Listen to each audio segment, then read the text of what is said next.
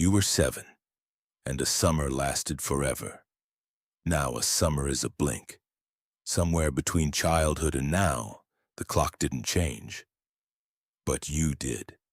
If your brain is quietly editing how time feels without your permission, what else is it changing that you haven't noticed? Start with the obvious explanation. A year feels shorter because it's a smaller fraction of your life. At 5, 1 year is 20% of your existence. At 50, it's 2%.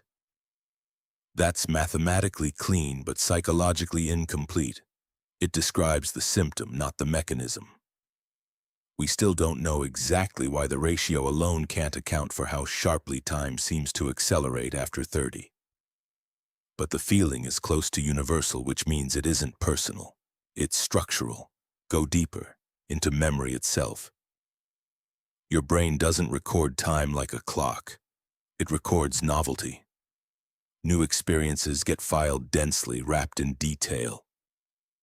Familiar ones barely get filed at all.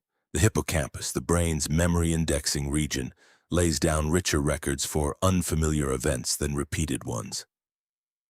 That's why childhood, a nonstop stream of firsts, feels expansive in hindsight, while adult years full of routine blur together.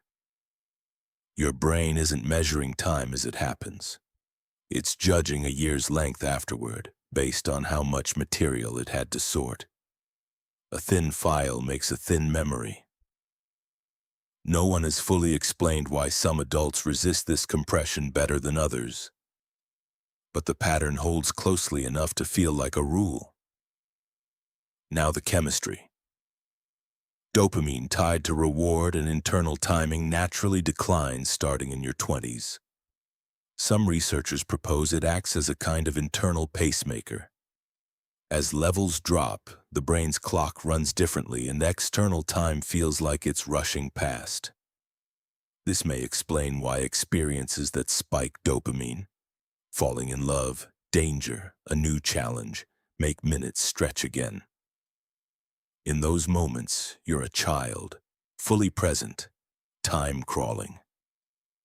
No one has explained that shift with total precision, but the correlation between low stimulation routine and time blindness shows up again and again. It may not be age doing this to you, it may be what age does to your dopamine.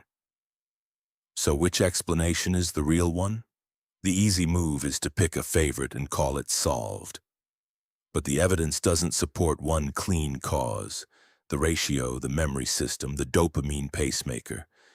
These likely stack, not operate alone.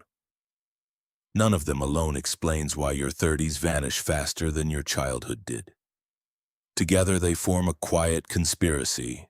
Your own mind runs against you with no malice and no plan.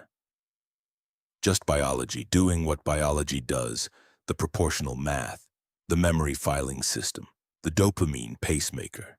Different sciences pointing at the same quiet theft. And here's what should sit with you. You're not a passive victim of this. Every day that passes unmarked, identical to the one before it, is a day you've handed your brain permission to erase. Maybe the length of a life was never the real currency. Maybe it was always about how much of it your mind bothered to keep. The clock on your wall will keep moving at exactly the same speed it always has. Whether your life does too, that part was never really up to the clock at all.